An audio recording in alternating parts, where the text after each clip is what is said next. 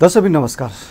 यति बेला निर्वाचन आइसकेको छ र स्थानीय तहको निर्वाचनको लागि उम्मेदवारहरू घर घरमा जाने अभियान चाहिँ चलिरहेको छ र घर घरमा जाँदै गर्दाखेरि आफ्ना प्रतिबद्धता र विगतमा गरेका कामको विषयमा जो मेयर चाहिँ पूर्ण रूपमा आउनु भएको छ उहाँले आफ्नो कामको विषयमा चर्चा तथा परिचर्चा र त्यसलाई अगाडि बढाउने र विपक्षमा जो हुनुहुन्छ उहाँले काम किन हुन सकेन अथवा ती प्रतिबद्धताहरू पुरा गर्नको लागि किन यो सरकार असक्षम भयो अथवा कहाँ टुटी गर्यो कहाँ भ्रष्टाचार गर्यो भन्ने विषयमा धेरै बहसहरू हुने गरेका छन्।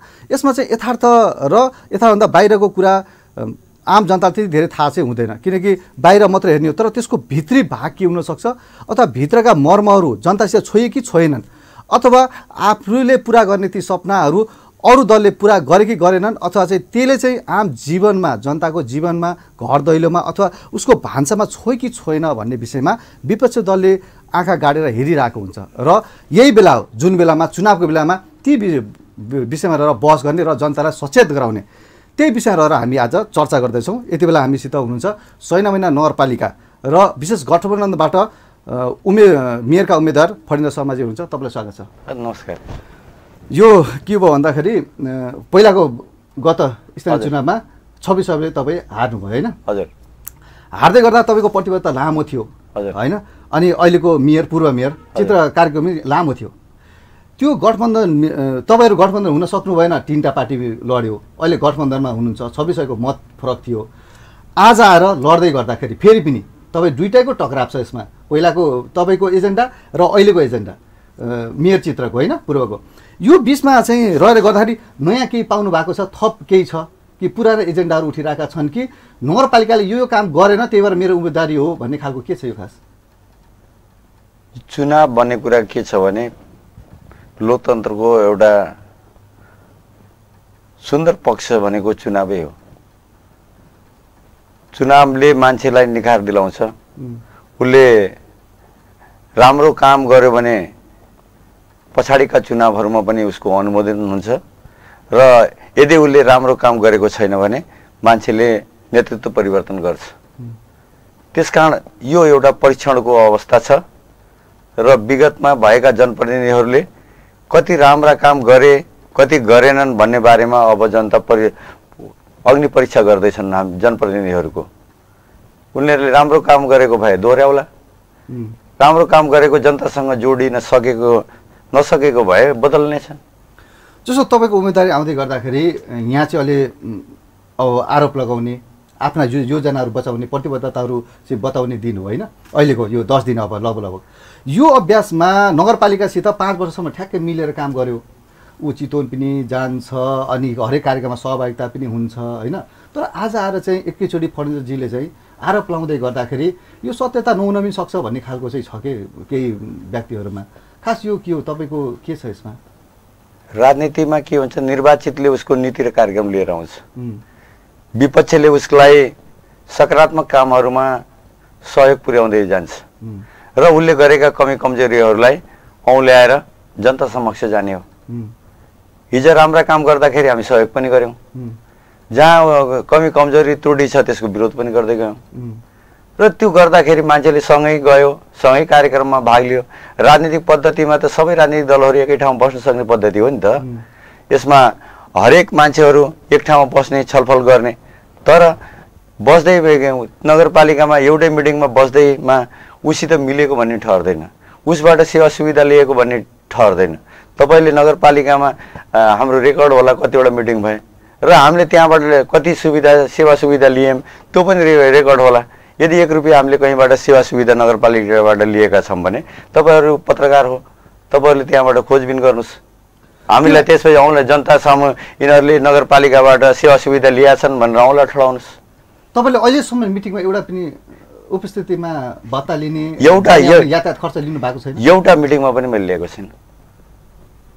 यत्रो मिटिङ अहिले त कोरोनाको बिचमा रहेर पनि तपाईँले धेरै मिटिङ। तपाईँलाई म एउटा जानकारी गराउन चाहन्छु, कोरोनामा कहरमा पनि हामी धेरै मिटिङमा सहभागी छौँ, तर त्यहाँका जनप्रतिनिधिहरूले त्यो मिटिङमा भत्ता लिएको अवस्था छ, अनुगमनका नाममा भत्ता लिएको अवस्था छ, तर हामी राजनीतिक दलका मान्छेहरूले हामीले 1 रुपियाँ पनि भत्ता लिएका छैनौँ, किनकि विकट अवस्था छ, विकट परिस्थिति छ। त्यसकारण एउटा राज्यले जनता बचाउनको लागि विभिन्न भौतिक सुविधा जुटाउनका लागि प्रयत्न गर्नु बेलामा उता खर्च पर्च जुटाउनु पर्ने बेलामा उल्टो हामीले सेवा सुविधा लियो भने जनताले भोलि हामीलाई के भन्ला? चन्दा पनि त उठाएको नि त्यसमा होइन? चन्दा पनि उठाएको, दाताहरूले चन्दा पनि दिएका छन्। चन्दा मागेर हामीले भत्ता खाने? लिनु भएको छैन, लिएको छैन। लिएको भयो भने जनताले त आमले त होइन, लिएको छैन, लिएको कहीँ छ भने तपाईँहरू सार्वजनिक गर्न सक्नुहुन्छ। अब यो चुनाव एकदम नजिक छ होइन? अब त तपाईँको लगभग तपाईँहरू 7-8 दिनसम्म मात्रै हो अब अभियानमा जाने। तपाईँहरू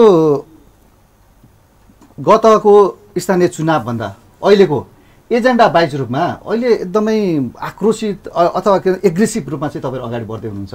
एउटा के दिन्छु भन्नुभएको? एउटा कुरा भन्छ के छ भने हामी नेपाली काङ्ग्रेसको नेतृत्वमा यहाँका राजनीतिक दलहरू, परिवर्तनका वाहकहरू, अरू सहयोगी दलहरूको सहयोगमा नेपालमा संविधान आएको हो। सुशील कोइरालाको नेतृत्वमा आएको हो नि, तपाईँहरू सबैलाई थाहा छ नि त, नेतृत्वमा आएको संविधान हो। यसलाई कार्यान्वयन गर्ने पक्षमा सबभन्दा पहिलो कार्यान्वयन शेरबहादुर देउवाको नेतृत्वमा भएको हो, जसले स्थानीय तहको निर्वाचन गरायो, प्रदेश तहको निर्वाचन गरायो, सङ्घीय सरकारको निर्वाचन गरायो। तर निर्वाचन गराइसकेपछि स्थानीय तहमा पनि संविधान प्रदत्त अधिकारहरू धेरै दिएको छ। तर ती संवैधानिक अधिकारहरूलाई जुन निर्वाचित जनप्रतिनिधिहरूले जनतालाई ती अधिकारहरू उपलब्ध गराउन सकेन। त्यसकारण हामी त्यो अधिकारहरू उपलब्ध गराउनका लागि, जनतासँग जोडिनका लागि हामी एकदमै तयार भएर यो जनताका अधिकारहरूलाई हामीले कार्यान्वयन गर्छौँ, संविधानलाई कार्यान्वयन गर्छौँ भनेर हामी एकदमै गतिशील हिसाबबाट हामी अगाडि बढेको। आक्रोशित होइन कि गतिशील हिसाबबाट। कोही देखिन्छ जुन जनप्रतिनिधि आएर चाहिँ जनताहरूको सपना पुरा हुन सकेन, त्यसको लागि चाहिँ हामीलाई भोट दिनुहोस् भन्नेको कुरा छ नि। हजुर, यो कहिलेकाहीँ आक्रोशित मुद्राहरूमा तपाईँहरूको चाहिँ त्यो जनताहरूसँग जाँदै गर्दाखेरि त्यहाँ यो के हो, असन्तुष्टि हो? यो होइन, असन्तुष्टि होइन। उहाँहरूले संविधानलाई कार्यान्वयन गर्नु सक्नु भएन। संविधानप्रति जनताको निराशा छायो। अब निराशा छाउन दिनु हुँदैन। यदि यस्तै निराशा छायो भने यो संविधानलाई पनि एउटा कागजको खोस्टो मात्र मान्छेले बनाउँछन् र यो संविधानप्रति विश्वास मान्छेहरूलाई रहँदैन। त्यसकारण विश्वास दिलाउनको लागि कारण पक्षमा जानु पर्यो नि त। तपाईँलाई अहिले एउटा कुरा उदाहरण दिन चाहन्छु। संविधानमा लेखिएको छ नि त, आधारभूत शिक्षादेखि लिएर 12 क्लाससम्म निःशुल्क शिक्षा दिने भनेर लेखिएको छ। अहिले हामीले स्कुलहरूमा हामी जनप्रतिनिधिहरूले तिमीहरूले पैसा लिएर पढाऊ भनेर हुकुम आदेश, राजा महाराजा चाहिँ हुकुम आदेश दिएर स्कुलमा महँगो फिस लिन बाध्य पारेको छ, जसले गर्दा दलित, गरिब, विपन्न, पिछडिएको वर्गका नानीहरू स्कुल जान नसक्ने अवस्था छ। गिट्टी कुट्नेका छोराछोरी हुन्, बालुवा चाल्नेका छोराछोरी हुन्, दिनभरि कमाएर खानेका छोराछोरी हुन्। उनीहरू महँगो फिसकै कारण स्कुलबाट ड्रप आउट हुने अवस्था आएको छ। त्यसकारण पनि हामीलाई चिन्ताको विषय हो, यो आक्रोशको विषय होइन। जस्तो तपाईँहरू अब उम्मेदवारीको लागि तपाईँ उम्मेदवार भएर जाँदै गर्दाखेरि जनतासित के प्रतिबद्धता छ, 1, 2, 3 भनेर भन्दाखेरि के गर्नुहुन्छ तपाईँले अहिले? खास गरेर मैले भनिसकेँ, हामी शिक्षामा आमूल परिवर्तन गर्छौँ, हामी स्वास्थ्यमा आमूल परिवर्तन गर्छौँ र यहाँको कृषि पर्यटनमा हामी धेरै कुराहरू हामी गर्न सक्छौँ र जनतासँग जोडिएका कुराहरू हामी गर्छौँ र हामी ठुला ठुला सपनाहरू हामी देखाउँदैनौँ। विगतमा सरकार, केन्द्र सरकार होस् अथवा प्रदेश सरकारहरूले धेरै ठुला ठुला सपना देखाए। यहाँको स्थानीय सरकारहरूले पनि त ठुला सपना देखाएको हो नि त। तपाईँलाई अगाडिका कुरा, उहाँको प्रतिबद्धता अहिले पनि तपाईँहरूका साथमा होलान्। तपाईँहरूले पढेर अध्ययन गर्नुभएको छ। ती ठुला प्रतिबद्धता कहाँ गयो आज? धेरै कुराहरू त तपाईँको केन्द्रदेखि केन्द्रका योजनाहरू चाहिँ अगाडि बढेको छ। स्थानीय तहका केही विकास पूर्वाधारहरू अगाडि बढेको अवस्था पनि त छ नि। कुन केन्द्रबाट? जस्तो तपाईँको जस्तो रिङ रोडको कुराहरू आएको छ नि। रिङ रोड त स्थानीय निर्वाचनभन्दा अगाडिदेखि नै हामीले सुरुवात गरेको नि। जुन हाम्रो सर्वदलीय संयन्त्रबाट रिङ रोडको जुन पर्वा र पहिला पर्वाबाट सुरुवात गरियो, त्यसपछि पर्वा र दुधराज भइसके 6 महिना भइसकेपछि सुरुवात गरियो, त्यसपछि अझ पछि सालजुन्डी जोडिसकेपछि त्यसलाई अझ विस्तार गरिएको हो नि त। त्यो अहिले कहाँ निर्वाचित जनप्रतिनिधिले ल्याएको अवधारणा हो रे? जस्तो यसमा अब जस्तो शिक्षामा ठ्याक्कै कसरी परिवर्तन, के छ कन्सेप्ट, कसरी परिवर्तन हुन्छ? शिक्षामा सबभन्दा पहिला के गर्छौँ भने हामी एकदम व्यावहारिक हिसाबले हामीले गर्छौँ। 1 देखि 12 क्लाससम्म निःशुल्क गर्ने कुराहरू छ। त्यसमा शिक्षकको तलबहरू सङ्घीय सरकारले खुवाइराखेको छ। भवन निर्माणहरू अरू भौतिक सुविधाहरू प्रदेश सरकारले सपोर्ट गरिरहेको छ। केही मात्रामा दरबन्दी अपुग हो, पढाउनको लागि दरबन्दी अपुग छ। स्कुलका सामान्य अरू भौतिक सानातिना भौतिक सुविधाहरू बनाउनु पर्ने हुन्छ।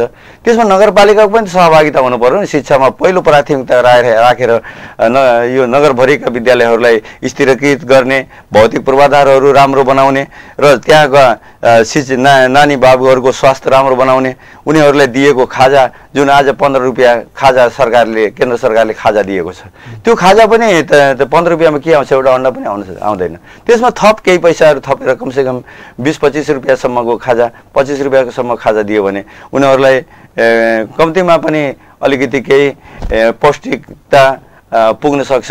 त्यही राम्रो खाजा पाउने हिसाबले पनि स्कुलबाट ड्रप आउट हुँदैन। त्यो हिसाबले हामीले यी कुराहरू ल्याएका हौँ। र यति मात्र होइन, अहिले सबैले हामीले भन्ने गरेका छौँ, चाहे यहाँका जनप्रतिनिधि हो, चाहे हामी विपक्ष रहेका हो, सबैले भन्ने गरेका छौँ प्राविधिक शिक्षा बिना यहाँको विकास हुन सक्दैन। यहाँका युवा युवतीहरूलाई प्राविधिक ज्ञान दिनुपर्छ। त्यो प्राविधिक ज्ञान दिइसकेपछि स्वदेशमा तथा विदेशमा काम गर्नका लागि पनि उनीहरूले यथेष्ट पैसाहरू कमाउन सक्छ, आत्मनिर्भर बन्न सक्छ, आफ्नो खुट्टामा उभिन सक्छ, आफ्ना लालाबालाहरूलाई राम्रोसँग पढाउन सक्छ र जसले आफ्नो खुट्टामा उभिन सक्छ उसले सम्मानित जीवन बिताउन सक्छ भन्ने अर्थले पनि यहाँ राम्रा उच्च माविहरू छन्। ती राम्रा उच्च माविहरूमा या कृषिको होस्, यहाँको फरेस्ट्रीको होस्, वन विज्ञान सम्बन्धी होस्, यहाँको आइटी सम्बन्धी होस्, यहाँको सिभिल इन्जिनियरिङ सम्बन्धी होस्, यस्ता कुराहरू गर्ने र यसभन्दा अरू विषय छ जस्तै आयुर्वेदको बारेमा पनि हामीले सोच्न सकिन्छ। किनकि हाम्रो देशमा कैयौँ जडीबुटीहरू सडेर गलेर गइरहेको छन्। त्यो शिक्षा पढाउन सकियो भने कम्तीमा पनि आयुर्वेदको विकास पनि हुन्छ। आफ्नो देशमा उत्पादित जडीबुटीहरूलाई एउटा व्यापार उन्मुख गराएर बजारीकृत गरेर बेच्न सकिन्छ। त्यसले पनि हाम्रो देशको लागि धेरै राम्रो काम गर्छ भन्ने हामीले सोचेका छौँ। शिक्षा क्षेत्रको कुरा भयो यो त। हजुर, स्वास्थ्यको लागि त लामो समय मेडिकल चलाउनु भयो मुर्गी। मेडिकल चलाउने भनेको त एउटा सामान्य कुरा हो। नै भनेको मतलब स्वास्थ्य क्षेत्रसित तपाईँ त एकदम छोइएको मान्छे, त्यही क्षेत्रमा पढ्नु भयो पनि। स्वास्थ्य क्षेत्रमा आउनु परिवर्तन गर्नको लागि के हुनसक्छ? कोरोनाको बिचमा लिएर आएर यहाँ धेरै पूर्वाधारहरू जस्तो सामग्रीहरू आउने होइन, धेरै कुराहरू चाहिँ भएको छ। तर पनि यता सुन्नुहोस्, यो स्वास्थ्य एक दिन गरेर हुने कुरा होइन। स्वास्थ्य त मानिसको जीवनसँग जोडिएर सधैँ भइराख्नु पर्ने हो।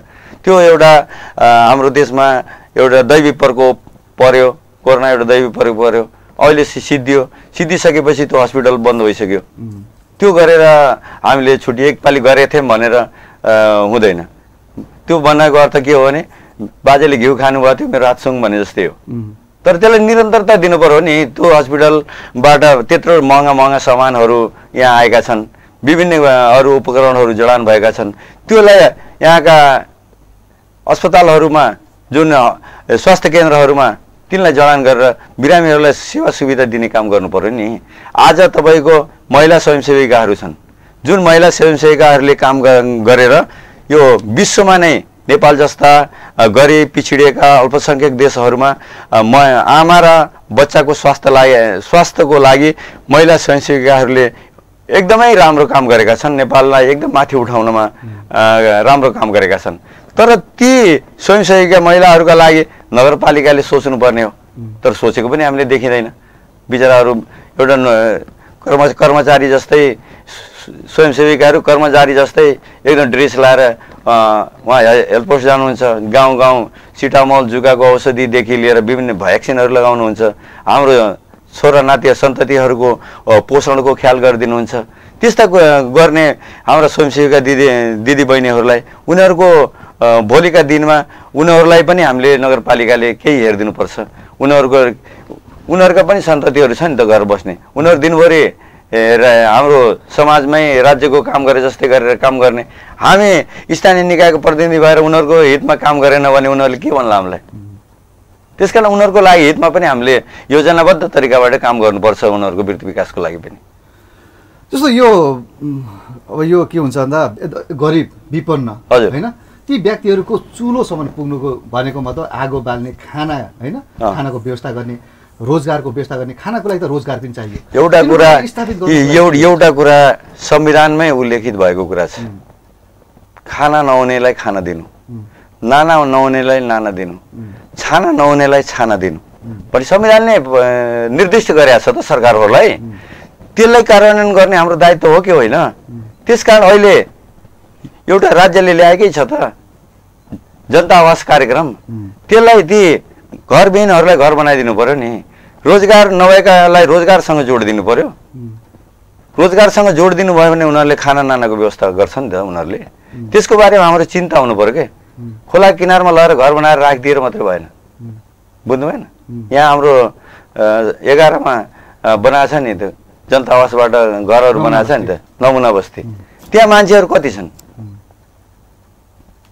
त्यहाँ लगेर राख्ने, जहाँ मान्छेकोले रोजगार पनि त्यहाँ सिर्जना भएको होस्, गाउँदेखि नजिक होस्, त्यो भएर पो बल्ल त्यो ठाउँमा गएर मान्छे बस्छ।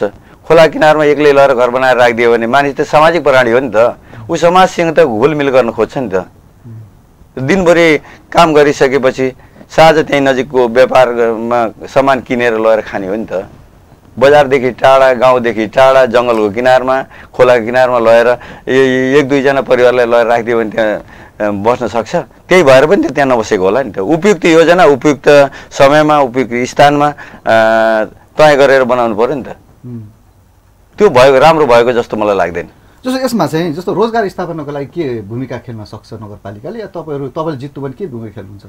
ती किसानहरूको लागि जो गरिब विपन्न सैना माइनावासी छन् नि जति पनि, तिनीहरूको लागि कृषिमा आधुनिकीकरण गर्नु पर्यो, कृषिमा समूह गठन गर्नु पर्यो, सामूहिक रूपमा खेती गर्नु पर्यो, सामूहिक रूपमा पशुपालन गर्नु पर्यो, सामूहिक रूपमा तरकारी खेतीहरू गर्नु पर्यो, उत्पादन भएका वस्तुहरूलाई बजारसम्म पुर्याइदिनु पर्यो र बजारीकरण गरिदिनु पर्यो। यही शब्द यसैमा पनि हजुरले भन्दै गर्दा यो त भइरहेको छ नि भन्ने प्रश्न चाहिँ सबैको मनमा चाहिँ आइसक्छ।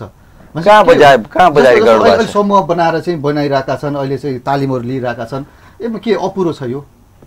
अहिले तपाईँले हेर्नुहोस्, एउटा उदाहरण दिन्छु म तपाईँलाई। छैन महिनामा कतिवटा स्मार्ट कृषि भनेर योजनाहरू आए, कति कुखुरा फार्महरू खोलिए, कति बाख्रा फार्महरू खोलिए 5 वर्षमा, कति अरू के बेमौसमी तरकारीहरूका प्रोजेक्टहरू लन्च भए। यी विभिन्न तपाईँहरूले आँखा सामुन्ने छ नि। 5 वर्षमा कति खोलिए र 5 वर्षभित्र कति बन्द भए। निरन्तरता हुनु पर्यो नि, तिनीहरूलाई चल्नको लागि निरन्तरसँग चलिराख्नु पर्यो नि। अनुदान खानको लागि खोलियो, अनुदान खाइसकेपछि बन्द गरियो। त्यस्तो किसिमको विकासले हाम्रो विकास हुन सक्दैन। यही एजेन्डा लिएर आएर तपाईँ यो विजयको आधार खडा गर्नु भएको छ के? विजयको आधारहरू के छन् तपाईँको? विजयको आधार त हामीले जनपक्षीय कामहरू गर्नु पर्यो कि जनताको उनीहरूको मनमा जोडिनु पर्यो। हामी मनमा जोडिनु पर्यो। जबसम्म जनतासँग जोडिन सकिँदैन तबसम्म हामीले उनीहरूको मत पाउन हामी सकिँदैन। तपाईँलाई एउटा उदाहरण दिन्छु। यहाँ छैन महिना 10मा यो स्वास्थ्य चौकी छ नि, यहाँ स्वास्थ्य चौकी छ। स्वास्थ्य चौकीको आडमा एउटा सर्पदंश अस्पताल भन्ने छ। करोडको भन्दा बढीको लागतमा त्यो सर्पदंश अस्पताल बनेको छ। मेयर साहबले उद्घाटन गर्नुभएको छ, शिलामा नाम लेखाउनु भयो। तर खै त त्यो एउटा सर्पदंश अस्पताल भौतिक पूर्वाधार निर्माण भइसकेपछि सञ्चालनमा आएको। यो योजना जनताको पक्षमा छ कि जनताको विपक्षमा छ? तपाईँले आफै मूल्याङ्कन गर्नु न। यस्ता अरू योजनाहरू पनि म बताउन सक्छु। म आधा मात्रै निर्माण भएका योजनाहरू उद्घाटन भएका छन्। छैन महिनाको बस पार्कमा रहेको सटर अझै सम्पन्न भएको छैन, ठेकदारले पुरा पैसा पाएको छैन, तर त्यहाँ गएर शिलामा नाम लेखाएर उद्घाटन गरिसक्यो। यो परम्पराले विकास हुन्छ? यो त केपी ओलीले धराएर उद्घाटन गरे जस्तै भयो नि। यो परम्परा केपी ओलीले गरेको परम्परा प्रदेशका मान्यहरूले पनि गर्ने र स्थानीय नगर प्रमुखहरूले पनि गर्ने, यही परम्परा सिक्ने हो हामीले। भनेपछि संविधानको कार्यान्वयनको लागि चाहिँ फणेन्द्र शर्मा नै चाहिएको, त्यही हो भन्न खोजेको तपाईँले? हामी जस्तो मान्छे चाहिएको, फणेन्द्र शर्मा नै होइन, हामी जस्तो मान्छे चाहिएको भन्नुको मतलब जसले कार्यान्वयन गर्छ, संविधानको कार्यान्वयन गर्छ, त्यसले स्थानीय तहमा जनताको मत पाउँछ। संविधानको कार्यान्वयन गर्न सकिएन भने जनताले मूल्याङ्कन गरिरहेका छन्। जो मान्छेले संविधानकै कार्यान्वयन गर्दैन भने त्यो मान्छेलाई किन मत प्राप्त गर्ने? संविधानले अहिले सब यही संविधान अन्तर्गत स्थानीय तहमा बहुमत ल्यायो नेकपा एमाले, प्रदेशमा बहुमत ल्यायो, सङ्घीय सरकारमा बहुमत ल्यायो। त्यही कार्यान्वयन गर्न नसकेर त माथिका सरकारहरू गर्लाम गुरुलुम ढल्यो नि त तपाईँको अगाडि, तपाईँले देख्नुभयो नि त। भनेपछि तपाईँको लागि भोट किन दिने त त्यसो भए जनताले? यसैको लागि हो, संविधानको कार्यान्वयनको लागि, संविधानको कार्यान्वयनको लागि, भ्रष्टाचार मुक्त नगरपालिका बनाउनको लागि, सुशासनयुक्त नगरपालिका बनाउनको लागि हाम्रो गठबन्धनलाई भोट दिने। मलाई होइन कि गठबन्धनलाई दिने। अहिले गठबन्धनको जरुरी छ। अहिलेको संविधानको रक्षा, राष्ट्रियताको रक्षा यो गठबन्धनको सरकारले गरिरहेको छ। त्यसकारण स्थानीय तहकोमा पनि हामी गठबन्धन जनताप्रति बढी जिम्मेवार छौँ अरूभन्दा। ठ्याक्कै तपाईँहरू अहिले घर दैलो कार्यक्रममा जाँदै गर्दाखेरि हामी पनि धेरै ठाउँमा गइसक्यो, रूपन्देहीका धेरै पालिकाहरूमा चाहिँ गएका छौँ। त्यो घर दैलो कार्यक्रममा हाम्रो पनि त्यहाँ जाने, बाइटहरू लिने होइन, त्यो रिपोर्टिङ गरिरहेका छौँ तुलनात्मक। हामीसित त के बोल्नुहुन्छ त्यो त मिडियामा आइसकेको अवस्था। तपाईँहरूलाई जनताहरूले के भन्नुहुन्छ, खास के हुन्छ त्यहाँ समस्याहरू के हुन्छ? जनताहरूले भन्नुहुन्छ तपाईँहरू जस्तो इमान्दार मान्छे निर्वाचनमा अगाडि बढ्नुहोस्, हामी तपाईँहरूको साथ छौँ भनेर जनताहरूले भन्नुहुन्छ। समस्याहरू बताउनुहुन्छ? हाम्रो यो समस्या छ, यो भनेर चाहिँ क्यालकुलेसनमा आउँछ 1 2 3 4 5 यस्तो रहेछ, यो ग्राम एकदमै भन्ने खालको छ के को? जनताहरूले बताइरहेको छ हामीलाई यो समस्या। एउटा कुरा तपाईँलाई भन्छु, स्थानीय सरकार वास्तवमा विकाससँग जोडिएको सरकार हो। तपाईँले अहिले विकास सबैलाई समानुपातिक विकास गर्नुपर्छ भन्ने मान्यता हामी सबैको, नीतिगत रूपमा समानुपातिक विकास हुनुपर्छ। अहिले तपाईँलाई म भन्छु, परवा गाउँ जो परवा गाविसका नामले चिनिन्छ, बोलबम धामभन्दा दक्षिणतिरको थारू गाउँ, त्यहाँभित्रको गाउँभित्रको सडकको अवस्था हेर्नुहोस् तपाईँले, अहिले भर्खर हेर्नुहोस् र भिजुअल ल्याएर तपाईँले परवा गाउँमा यस्तो रहेछ भनेर तपाईँले प्रकाश गर्न सक्नु, तपाईँकै पनि त्यो हिम्मतको कुरा हो। यस्तो भएको छ कि भएको छैन भनेर यहीँ तपाईँको यहीँ जर्लैया गाउँभित्र जानुहोस्, यहाँ बरौलिया ताली गाउँको भित्र जानुहोस्, त्यहाँको अवस्था के छ, त्यहाँको बाटोको अवस्था के छ, त्यहाँको बिजुलीको अवस्था के छ, त्यहाँको नालाको अवस्था के छ, त्यो कुरा बुझ्नु पर्यो के। जो गरिब, दलित, विपन्न, पिछडिएको वर्ग, अल्पसङ्ख्यक, जो विकाससँग जोडिन नसकेकोलाई पो जोडिने हो। जो सधैँ विकाससँग जोडिएछ, हामी हाइवेमा छौँ, त्यसलाई मात्रै विकासको कुरा पाठ पढाएर त हुँदैन नि त। त्यो वर्गलाई पाठ पढाउनु पर्यो कि, त्यो वर्गलाई विकाससँग जोड्नु पर्यो। मेरो आग्रह त्यो हो, हाम्रो दुःख व्यक्त गर्ने ती कुराहरू। आज त्यो ठाउँमा गयो भने, त्यहाँको पीडा सुन्यो भने वास्तवमा यो अहिले आएको लोकतन्त्रले उहाँहरूलाई कुनै प्रतिफल दिएको जस्तो अनुभूति हुँदैन। जस्तो तपाईँहरू अहिले त विगतको वर्षको कुरा गरेँ मैले, जोडिहालेँ यही बेलामा। यहाँ धेरै प्रश्नहरू छन्, धेरै कुराहरू हुन्छ। चोकको कुरा गर्दैछु मैले, चिया पसलमा, राजनीतिक बहसमा जानेका मान्छेले अलिक बौद्धिक सरलको व्यक्तिले अलिक राम्रो कुरा गर्ला, नजानेको अलिकति अपुरो कुरा सुन्नेहरूले अलग कुरा गर्छन्, त्यही अनुसार एनालाइसिस गर्छन्, त्यही व्यक्तिलाई त्यो रूपमा ढाल्ने प्रयास गर्छन् मेयरको। जस्तो गत वर्ष पनि गतको चुनावमा नेपाली काङ्ग्रेसभित्र अन्तर्घात भएको हुनाले होइन हारियो भन्ने खालको पनि एकदमै व्यापक बाहिर गएको छ। अहिले के छ, काङ्ग्रेस एकजुट छ? अहिले के छ? एउटा कुरा के छ भने तपाईँलाई भुवनजी, तपाईँले हामीलाई राम्रोसँग राजनीतिक हिसाबले राम्रोसँग अध्ययन गरिराख्नु भएको छ। प्रत्येक नागरिकहरूलाई, पत्रकारहरूले राम्रोसँग तलदेखि माथिसम्म अध्ययन गरिरहेकै हुन्छ। हरेक जीवन्त पार्टीहरूमा प्रतिस्पर्धा हुन्छ। जीवन्त पार्टीमा प्रतिस्पर्धा भएन भने त्यो राजनीतिक पार्टी नै होइन। काङ्ग्रेसमा 14औं महाधिवेशनमा हामी एकदमै प्रतिस्पर्धामा थियौँ, तर अहिले स्थानीय तहको निर्वाचनमा हामी यति सौहार्द्रता छौँ, हामीले पहिले नै भनेर लेखेर दिएका थियौँ, जसको टिकट आउँछ त्यसलाई विजय प्राप्त गराउनको लागि हामी एकजुट भएर अगाडि बढ्छौँ। जसले टिकट पाउँछ त्यसलाई विजयको शिखरमा पुर्याउने प्रण गर्दछौँ। जसले पाउन्न उसलाई पार्टीका सम्मान व्यक्त गरेर अरू पछिका ठाउँमा, पछिका अरू स्थानहरूमा कहाँ उहाँलाई सम्मान साथ राख्नुपर्छ भनेर हामीले एकदम वचनबद्धतै व्यक्त गरेका थियौँ। त्यसकारण अहिले नेपाली काङ्ग्रेसमा कुनै गुट उपगुट यो त्यो बहानामा काङ्ग्रेस विभाजित छैन। अहिले एक ढिक्का भएर काङ्ग्रेस अगाडि बढेको राख्छ। आफूभित्र एक ढिक्का भएर पो त अरू अर्को दललाई सँगै मिलाउन सकेको हो। यदि एक ढिक्का नभए त अर्को दललाई कहाँ मिलाउन सक्छ? आफैभित्र चिरा चिरा भएको पार्टीले अर्को पार्टीलाई कहाँ आफ्नोसित सँगै लिएर हिँड्न सक्छ? यो गठबन्धन अहिले गर्न सक्नु पनि काङ्ग्रेसको एकजुटताको एउटा रिजल्ट हो। भनेको मतलब तपाईँ ढुक्क हुनुहुन्छ? एकदम ढुक्क जित्नुहुन्छ अलि ढुक्क छ। ए गठबन्धनले जित्छ, म मात्रै जितेर हुन्छ? गठबन्धनले जित्छ एकदम। भनेपछि जनतालाई धेरै आश्वासनहरू बाँड्नु भएको छ? होइन, केही गरेछन्। मैले धेरै विगतमा मेयर साहबले बाँडेका आश्वासन तपाईँले हेर्नुभयो भने तपाईँ अचम्म लाग्छ। यहाँ तपाईँको एउटा यसमा काटिहालेँ, मलाई याद आएको कुरा होइन, कारीदह हाई ड्याम बहुद्देश्य परियोजना जसको 40-50 लाख रुपियाँ त्यसको डिपिआरमा खर्च भएको छ। डिपिआर त्यतिखेर गरिन्छ जहाँ त्यहाँ पर्यावरणीय त्यो अध्ययन भइसकोस्, आर्थिक रूपमा ग्रान्ट जुटिसकोस्, जनताले त्यो योजना मन पराओस्, अनि बल्ल त्यो गर्ने हो नि त। पहिले एकदम डिपिआर खर्च गर्यो, त्यो अरू कुराहरू हेर्दै नगरिकन नगरिकन त्यत्तिकै डिपिआर बनाउँदै राख्दै कति चाङ बनाएर राख्ने डिपिआर। मेरो योजना पारिदिनुहोस् भन्यो भने एउटा डिपिआर बनाएर राखिदियो। त्यो योजनाले जनताको प्रतिफल प्राप्त गर्न सक्छ? तपाईँहरूका अहिलेका बाइटहरू, हजुर, तपाईँका बोलीहरूमा सुत्केरीको विषयमा पनि धेरै व्यापक रूपमा चाहिँ अहिले चर्चा र परिचर्चा पनि छ। आर्थिक रूपमा त्यति सक्षम छौँ हामीले त्यो पुऱ्याएर सक्छौँ? 6 महिनामा लगभग दिनको चाहिँ लगभग 2-3 जना चाहिँ बच्चा जन्मिन्छ भन्ने यसलाई चाहिँ कमसेकम पनि एकदमै महत्त्वपूर्ण कुरा तपाईँले सोध्नुभयो। हामी सबभन्दा पहिला महिला स्वास्थ्य भएन भने उसको परिवार स्वास्थ्य हुँदैन, परिवार स्वास्थ्य भएन भने उसको घर राम्रोसँग चल्दैन। त्यो हामीलाई यथार्थ थाहा छ।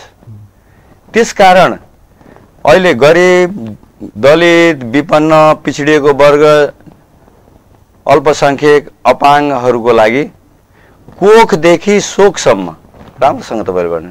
कोख भनेको गर्भधारण प्रेग्नेन्सी पिरियडदेखि उसको मृत्युसम्म ती गरिब वर्गहरूलाई कुन कुन ठाउँमा अप्ठ्याराहरू पर्छ, ती अप्ठ्याराहरूमा नगरपालिकाले मैले भनिसकेँ एउटा अभिभावकत्वकरण गर्छ। ती गरिबहरूलाई कुन ठाउँमा दुःख हुन्छ, रोजगारी पाउँदैन भने रोजगारी दिलाउने हो, उनीहरूले पढ्न सकेन भने तिनीहरूलाई पढाउने हो, उनीहरूको घरमा कुनै अपरझट कुनै बिरामी भएर अस्पताल जान सकेन भने तिनीहरूलाई अस्पतालमा लैजाने हो, उनीहरूको अन्तिममा धार्मिक संस्कार अनुसार काजक्रिया गर्न सकेन भने त्यसलाई काजक्रिया पनि गराइदिने हो। त्यस अलावा सुत्केरी भएको बेलामा 5,000 रुपियाँ हामीले सुत्केरी खर्च, पोषण बापत सुत्केरी खर्च दिने हो। किनकि अरू न्युट्रिएन्ट औषधिहरू हेल्थ पोस्टबाटै दिन्छ, निःशुल्क रूपमै दिन्छ, सरकारले नै गरिसकेको छ। तर नगरपालिकाको पनि केही दायित्व हुन्छ, त्यसकारण हामीले पोषण खर्च बापत 5,000 दिनेछौँ भनेर प्रतिबद्धता व्यक्त गरेका छौँ भवनजी। यस अलावा यति मात्र होइन, सरकारी विद्यालयहरूमा अहिले निःशुल्क प्याड वितरण गरेका छ। त्यो प्याड यति गुणस्तरीय छ, त्यसको प्रयोगले त्यो छात्राहरूलाई एलर्जी आउने, लाउन नसक्ने एकदमै कम गुणस्तरको छ। तपाईँ गएर हेर्न सक्नुहुन्छ कतिको तादादमा त्यो डेट एक्सपायर भएर फालियो। व्यापक अनियमितता र भ्रष्टाचार भएको छ त्यसमा। मैले आज धेरै कमेन्ट गर्ने होइन, तपाईँ यथार्थ गएर बुझ्न सक्नुहुन्छ। तर त्यस्तो गुणस्तरहीन वस्तुहरू महिला दिदीबहिनीहरूको लागि हामीले बाँड्नु हुँदैन। हामी एउटा जनताले पत्याएको जनप्रतिनिधि हो नि त, जनताले विश्वास गरेको जनप्रतिनिधि हो नि त। जनताप्रति कहिले पनि घात गर्नु हुँदैन। र अर्को कुरा त्यति मात्र होइन, निजी स्कुलहरूलाई छात्राहरूलाई पनि दिन्छौँ नि हामीले। किनकि निजी स्कुलमा पढ्ने छात्रा हाम्रा छोराछोरी होइनन्, हाम्रा नाति नातिनाहरू होइनन्, उनीहरूको स्वास्थ्य राम्रो हुनु पर्दैन। निजी विद्यालयका छात्राहरूको स्वास्थ्य बिग्रियो भने हाम्रो 6 महिनाको नागरिकको परिवारको स्वास्थ्य बिग्रिँदैन। त्यति मात्र होइन, 6 महिना नगरपालिकामा रहेका महिला दिदीबहिनीहरूको लागि समेत हामीले निःशुल्क प्याडको व्यवस्था गर्नेछौँ। हामीले चाहन्छौँ कुरा होइन, अलि महत्त्वकाङ्क्षी नै कुरा छ। तर अरूभन्दा यसलाई महत्त्व दिएर स्वास्थ्य, शिक्षा र कृषि, पर्यटनका बारेमा हामी सचेत छौँ। यसले नै यहाँ मुलुकलाई समुन्नत नेपाल बनाउनमा मद्दत पुर्याउँछ। भनेपछि योजनाहरू व्यापक रूपमा अगाडि बढ्दैछन्। एकदम एकदम भन्नुको मतलब सबैलाई समान रूपमा लाँदै हुनुहुन्छ। एकदम समान विकासको रूपमा जाँदै हुनुहुन्छ। जान्छौँ। भनेपछि महिला सशक्तिकरणको विषयमा थोरै बहस गरौँ। हजुर। बुझ्न पनि चाहिरहेका छौँ हामीले। महिलाहरूले भनिसक्नुभयो, महिलाहरू भनेको होइन अब स्वास्थ्य क्षेत्रसित जोडिएको धेरै योजनाहरू बताउनु भएको छ।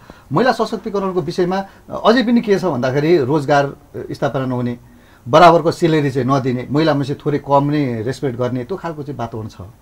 महिलाहरूको लागि के छ योजना, केही छ? खास गरेर महिलाहरूको लागि उनीहरूलाई तालिमै हो, पढाइ नै हो। जबसम्म उनीहरूलाई विकासको मूलधारमा ल्याउनको लागि पढाइ गर्न सकिएन, उनीहरूलाई तालिम दिन सकिएन, छोरीहरूलाई आफ्नो उनीहरूको सिप दिन सकिएन भने उनीहरूको जीवन दुःखदायी हुन्छ। त्यसकारण हामी ती महिलाहरूलाई पहिला सिपयुक्त हातहरू बनाउने, सिपयुक्त हातहरू बनाइसकेपछि नगरपालिकाले के चिजमा उनीहरूको माग छ अरे, यहाँका योजनाहरू कस्तो छ, नगरपालिकाका जनप्रतिनिधिहरूको इच्छा अनुसारका योजनाहरू हामीले बाँड्ने गर्छ। तर हामीले जनताको आवश्यकता के छ, आवश्यकता अनुसारको काम गर्ने हो कि। उनीहरूको त्यहाँका महिला दिने एउटा गाउँमा एउटा आवश्यकता होला, अर्को गाउँमा एउटा गाउँमा तरकारी खेती गर्नको लागि तालिमको आवश्यकता होला, त्यहाँ आवश्यकता दिने अनुसार दिने। अर्को गाउँमा एकदम केश सिँगार गर्ने एकदम एडभान्स ट्रेनिङको जरुरी होला, त्यहाँ त्यो दिनु पर्यो। अर्को ठाउँमा एडभान्स सिलाइ कटाइको तालिमको जरुरत होला, त्यहाँ दिने। अर्को ठाउँमा एकदम कुकको तालिम दिने आवश्यकता होला, त्यहाँ कुक दिनु पर्यो।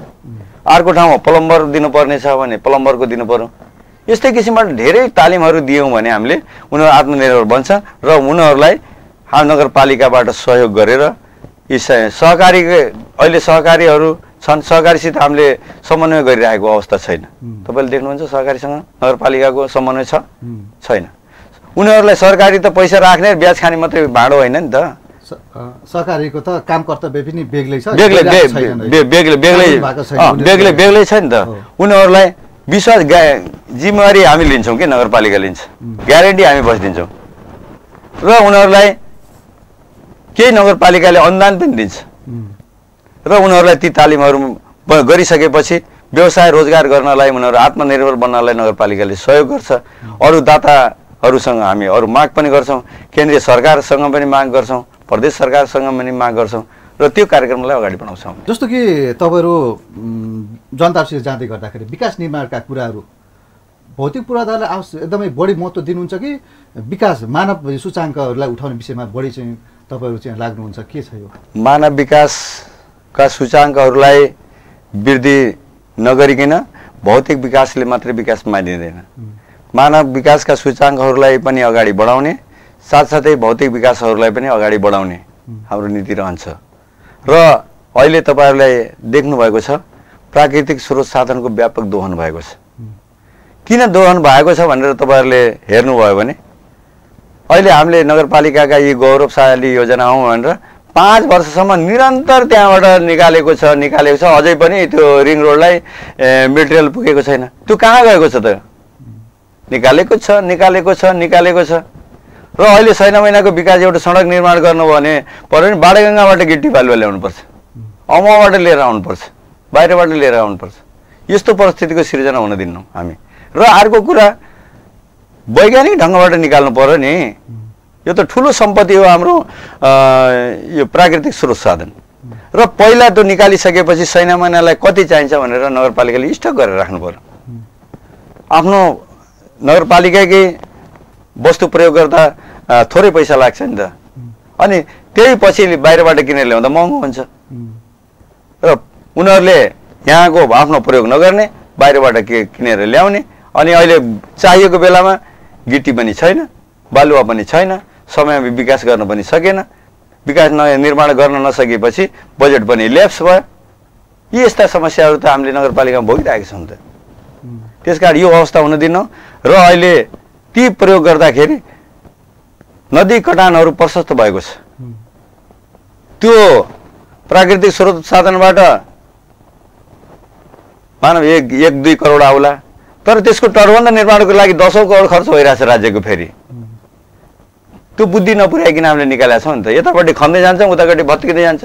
त्यो भत्किँदाखेरि जनताका खेतहरू पनि कति काटिएर गए नदीका किनारका। त्यसकारण नदी तटलाई पनि व्यवस्थित र वैज्ञानिक गर्ने, नदी तटका किनारमा रहेका गाउँहरूलाई पनि बचाएर लिएर जाने, तटबन्ध पनि निरन्तरता गर्दै जाने र यो आफू सैना मैनाको विकासलाई चाहिने भन्दा बढी दोहन गरेर हामीले निकाल्नु हुँदैन। किनकि यो प्राकृतिक स्रोत साधनलाई बढी दोहन गर्यो भने यो हामी चुरेको तटमा छौँ, यहाँको पानीहरू सुकेर जान्छ। भोलि पिउने पानीको पनि ठुलो समस्या हुन्छ। सिँचाइ डिप बोरिङ गरेर सिँचाइको पानी निकाल्नको बेला हामीले ठुलो मूल्य चुकाउनु पर्ने हुन्छ। यस्तो बारेमा हामी एकदमै सचेत छौँ। जस्तो वार्ड नम्बर 1 देखि 10 सम्मको 11 सम्म वडाहरू छन्। जहिलेसुकै के हुन्छ भन्दाखेरि वार्ड मुरियादेखि नै मेयरको किन आउने, अरू किन राजनीति दलमा किन उत्पादन हुन सकेनन् या अरूलाई किन पत्याएन भन्ने कुरा छ भने, अर्कोतिर चाहिँ वार्ड नम्बर 1 देखि 11 सम्मका सीमान्तकृत भनौँ सैना मैना र पश्चिममा 4 नम्बर बाणगङ्गा, दक्षिणमा चाहिँ कञ्चन गाउँपालिका, यता पूर्वमा बुटोल होइन, यिनीसित छोइएका जुन सीमान्तकृत बासिन्दाहरूसित नगरपालिका अथवा चाहिँ जनप्रतिनिधि जोडिन सकेनन् कि भन्ने कुरा पनि आएको छ कि। यस्तो हो मोहनजी, यो खासै नौलो कुरा होइन। अब काठमाडौँ राजधानीको प्रधानमन्त्री डडेलधुराको शेरबहादुर देउवा हुनुहुन्छ। अब काठमाडौँकै हुनु पर्थ्यो भनेर भन्नु यो छैन। राजनीतिमा त गतिशीलता कहाँको मान्छेहरूको छ। धेरै राजनीतिमा को खटिराखेको छ, कसले पार्टीमा धेरै काम गरिराखेको छ, पालो सिनियर को छ, जुनियर को छ, धेरै कम्पोनेन्टहरूलाई हेरेर र त्यो वर्गलाई पनि हामीले वडामा सेटलमेन्ट गरिरहेछौँ, अरू ठाउँमा सेटलमेन्ट गरिरहेछौँ, पार्टीमा सम्मानित गरेर राखेका छौँ र अहिले एउटाले पायो भोलि अर्कोले पाउन सक्छ। त्यसमा ठुलो हाम्रो प्रतिस्पर्धा भन्ने कुरा होइन। अब हामी कार्यक्रमको लगभग अन्त्यमा छौँ। केही छ अब तपाईँलाई हामीले धेरैलाई यो प्रश्न गर्दैनौँ, तपाईँ मेयरको दावेदार भएको हुनाले हामीले सोध्न बिर्सेका छुटेका अथवा तपाईँले जनताहरूलाई भन्न चाहने या प्रतिबद्धता केही छन्? मैले धेरै प्रतिबद्धताहरू व्यक्त गरिसकेको छु। हामी जनताका घरमा हामी जाने हो। उहाँले कसले गर्न सक्छ, विश्वास को जनप्रतिनिधि बनाउनलाई उहाँले विश्वास गर्नुहुन्छ। उहाँले आफ्नो विवेक प्रयोग गरेर मत जाहेर गर्नुहुन्छ। अनि हामी निर्वाचित हौँ। राजनीतिमा के छ भने निर्वाचित हुनु मात्र पहिलो स्थानमा आउनु मात्र ठुलो कुरो होइन, दोस्रो स्थानमा आउँदा पनि मैले त स्वीकारेको हो नि त। त्यसकारण प्रतिस्पर्धा गर्ने हो। त्यसकारण जसले विश्वास गरेर त्यसलाई मान्ने हो नि त लोकतन्त्रमा। त्यसकारण म आह्वान गर्न चाहन्छु, अहिलेको अवस्थामा केन्द्रको सरकार गठबन्धनको छ, प्रदेशको सरकार गठबन्धनको छ। विकास निर्माण गर्नको लागि लय पुर्याउन पनि भोलि त्यो केन्द्रबाट पैसा लिएर आएर सैना मैनाको विकास गर्न पनि प्रदेश र सङ्घीय सरकार चाहिन्छ। त्यसकारण अहिले स्थानीय तहको सरकार गठबन्धनकै बन्नुपर्छ भन्ने मान्यतामा जनताहरूले मत दिनुहुन्छ भन्ने मलाई लाग्छ। भुवनजी धन्यवाद। हस् त भुवनजी, धेरै एकदम समय दिएर मेरो यो निर्वाचन अवधिमा तपाईँले यो अन्तर्वार्ता लिनुभयो। यसको लागि साझा टेलिभिजन लगायत तपाईँ यो परिवारलाई म हार्दिक धन्यवाद दिन चाहन्छु। धन्यवाद, नमस्कार। दर्शकमा यति बेला हामीसँग गठबन्धनको तर्फबाट सैना मैनाको मेयरका उम्मेदवार फणेन्द्र शर्माजी हुनुहुन्थ्यो। लामो समयदेखि नेपाली काङ्ग्रेसको राजनीतिक समाजसेवादेखि लिएर एकदम निस्वार्थ रूपमा राजनीतिमा पनि निस्वार्थ रूपमा चाहिँ अगाडि बढेको चाहिँ यहाँका जनताहरूले उहाँलाई चिन्ने गर्नुहुन्छ। र यो विषयमा रहेर फणेन्द्र शर्माले आफ्नो उम्मेदवारी किन त भन्ने विषयमा धेरै चर्चाहरू गरेका छन्। हरेक पाटोहरू जो दैनिकीसित जीवनसित छोइन्थ्यो, दैनिकीसित छोइन्छ र जसको मुस्कानसित छोइन्छ र जसको जीवनले आगामी पुस्तालाई पनि यसले परिवर्तन चाहिँ ल्याउँछ, त्यो खालका बहसका विषयहरूमा हामीले तपाईँसँग हरेक टपिकमा चर्चा गर्ने प्रयास गरेका छौँ। र उम्मेदवार उहाँले भनिसक्नु भएको छ, हार मात्रै ठुलो होइन, जित मात्रै पनि ठुलो होइन होइन, तर जनताले दिएका म्यान्डेटलाई सम्मानका साथमा आत्मसात गर्नेछौँ भन्नुभएको छ। र आगामी दिनमा हामीले फेरि पनि हामी त यदि उहाँले जित्नुभयो भने 100 दिनमा के गर्नुहुन्छ त भन्ने प्रश्न पनि हामीसित थियो। तर आगामी दिनमा यो प्रश्न छुट्टै राखेर हामीले त्यसको विषयमा 5-10 मिनटको एउटा चाहिँ पक्कै पनि उहाँसित फेरि अन्तर्वार्ता गर्ने प्रयास गर्नेछौँ। किनकि 100 दिन हनिमुनको पिरियडमा अब के हुन्छ त, उहाँले के गर्नुहुन्छ त, पहिलो टेकाइ के हुन्छ, नगरपालिकामा यदि मेयर भएर छिर्नुभयो भने पहिलो निर्णय के हुन्छ त भन्ने विषयले उहाँको चरित्र, उहाँको स्वभाव र उहाँको निर्णय र उहाँले देख्ने विकासप्रतिको चेतनालाई चाहिँ जगाउनेछ। त्यो चाहिँ के हुनसक्छ त्यो हामी आगामी चाहिँ प्रश्न राख्दै यता म कार्यक्रम प्रस्तुता भुवनजी सिविदी बिदा हुन्छु। हस्त, धन्यवाद, नमस्कार।